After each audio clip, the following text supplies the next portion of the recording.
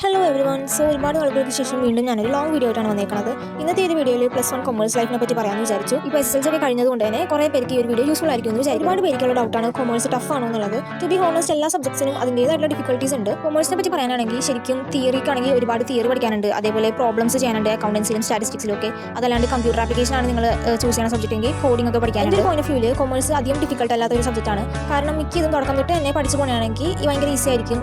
Model exam ഒക്കെ ആകുമ്പോഴേക്കും തന്നെ ഏകദേശം സെറ്റ് ആവും. പിന്നെ കുറേ പേര് പറഞ്ഞിട്ടുള്ള ഒരു കാര്യമാണ് കൊമേഴ്സ് ഒരുപാട് കാൽക്കുലേഷൻസ് ഒക്കെ ചെയ്യാനുണ്ടാവും എന്നുള്ളത്. പക്ഷേ ശരിക്കും അതിനോട് എനിക്ക് യോജിപ്പില്ല. കാരണം അക്കൗണ്ടൻസിക്കും പിന്നെ എക്കണോമിക്സിൻ്റെ സ്റ്റാറ്റിസ്റ്റിക്സ് പാർട്ട് മാത്രമാണ് ഈ കാൽക്കുലേഷൻസ് വന്നത്. മാത്രമല്ല നമുക്ക് +1 കാൽക്കുലേറ്റർ ഉപയോഗിക്കാം. നമുക്ക് ബേസിക് ആയിട്ടുള്ള മൾട്ടിപ്ലിക്കേഷൻ, ഡിവിഷൻ, സബ്ട്രാക്ഷൻ അങ്ങനത്തെ ചെറിയ ബേസിക് ആയിട്ടുള്ള കാൽക്കുലേഷൻസ് ആണ് ചെയ്യാനുള്ളത്. ഫിഗേഴ്സ് മാത്രം കുറച്ച് വലുതായിരിക്കുന്നുള്ളൂ.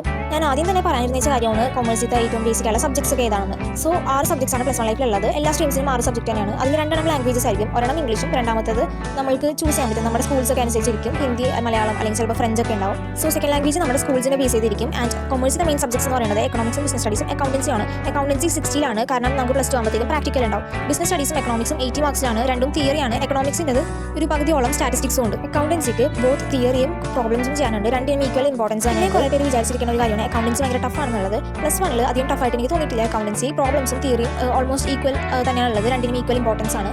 ഏകദേശം 8 ചാപ്റ്റേഴ്സോളാണ് ഉള്ളത്. 8 ചാപ്റ്റേഴ്സും അത്യാവശ്യം കണ്ടന്റുള്ള ചാപ്റ്റേഴ്സ് തന്നെയാണ്. കുറച്ചുകൂടി എഫേർട്ട് ഇട്ടാൽ അക്കൗണ്ടൻസി അത്യാവശ്യം നല്ല രീതിക്ക് പഠിക്കാൻ പറ്റും. പിന്നെ മിക്കവർക്കും ഉണ്ടാവുന്ന ഒരു ഡൗട്ടാണ് സയൻസ് ആണോ നല്ലത്, കൊമേഴ്സ് ആണോ നല്ലതെന്ന്. രണ്ട് സ്ട്രീംസും എന്തായാലും ഡിഫറൻ്റ് ആണ്. നിങ്ങളുടെ അംബീഷൻ അനുസരിച്ചിട്ടും ഏത് സ്ട്രീമാണ് ചൂസ് ചെയ്യാനുള്ളത് എന്നുള്ളത്. സയൻസിന് അതിൻ്റെതായ ഡിഫിക്കൽട്ടി ഉണ്ട്, കൊമേഴ്സിനും അതിൻ്റെതായ രണ്ടും എൻറ്റയർലി ഡിഫറൻ്റ് ആണ്. ആൻഡ് നിങ്ങൾക്കിപ്പോൾ ഒരു ഐഡിയ ഇല്ല ഏത് സ്ട്രീമാണ് ചൂസ് ചെയ്യേണ്ടത് എന്നുണ്ടെങ്കിൽ നിങ്ങൾ 10th വരെ ഏത് സബ്ജക്ട്സ് ഒക്കെയാണ് നിങ്ങൾക്ക് ഇഷ്ടം എന്നുള്ളത് നോക്കി അതിനനുസരിച്ച് ചൂസ് ചെയ്യുക. ഇപ്പോൾ ഫിസിക്സും കെമിസ്ട്രി, മാത്സ് ഒക്കെയാണ് ഇഷ്ടമെങ്കിൽ സയൻസ് തന്നെ ഓപ്റ്റ് ചെയ്യുക. അതല്ല സോഷ്യൽ സയൻസും ലാംഗ്വേജസും മാത്സ് ഒക്കെയാണ് കുറച്ചുകൂടി സിമ്പിളെങ്കിൽ കൊമേഴ്സ് ചൂസ് ചെയ്യുന്നതാണ് നല്ലത്. പിന്നെ ചിലർക്കുള്ള ഒരു പോയിന്റ് ഓഫ് വ്യൂ ആണ് സയൻസ് ഒക്കെ പഠിപ്പികൾക്ക് എടുക്കാനുള്ളതാണ്, കൊമേഴ്സും ഹ്യൂമാനിറ്റീസും ആർട്സും ഒക്കെ അധികം പഠിക്കാത്തവർ എടുക്കുന്നതാണെന്നുള്ളത്. പക്ഷേ അത് ശരിക്കും എന്തായാലും ഒരു മിത്താണ്. കൊമേഴ്സ് ഒരിക്കലും സിമ്പിളാണെന്ന് പറയാൻ പറ്റത്തില്ല. കാരണം അത്യാവശ്യം നല്ല രീതിക്ക് തന്നെ എഫേർട്ട് ഇട്ടാലേ അതിനുള്ള റിസൾട്ട് കിട്ടത്തുള്ളൂ.